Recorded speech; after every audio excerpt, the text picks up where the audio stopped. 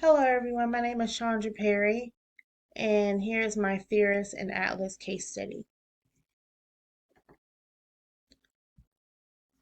Theorist John Dewey is the person that I chose to do the assignment on, and he is best known for instrumentalism or pragmaticism. So Dewey became a part of and provided guidance to the American pragmatism movement, which had been introduced by Charles Sanders Peirce, a logician and philosopher, in the mid 1800s. So, pragmatists generally were influenced by the significant strides made in science and technology during the 19th century. As far as John Dewey's education, he received his bachelor's from the University of Vermont in 1879 and his doctorate in philosophy from Johns Hopkins University in 1884. So as I was doing my research, I realized that there's some conflicting views about John Dewey.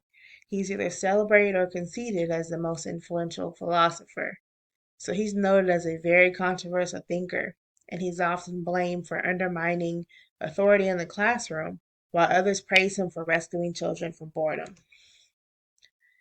Education theory. So according to instrumentalism, key theories relevant to education include pragmatism, behaviorism, and social constructivism. Pragmatism focuses on the practicality of knowledge and emphasizes the importance of learning through experience. So, overall, the key theories are relevant to education, according to instrumentalism, and they prioritize the practical applications of knowledge and emphasize the importance of connecting learning goals to real world outcomes.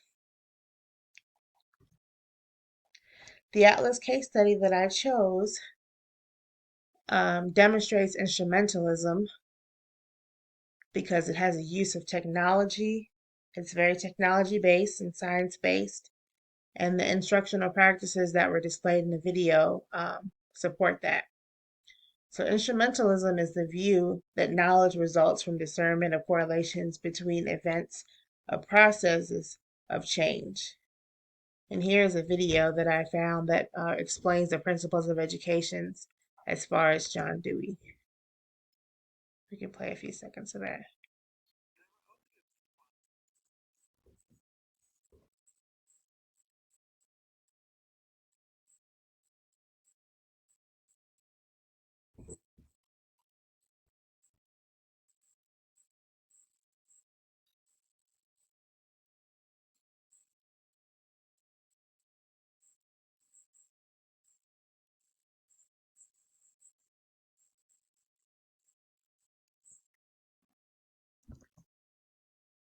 So case 1515 is the case that I chose to do the assignment on, and it was called Assessing Good Listening and Speaking Skills with Technology.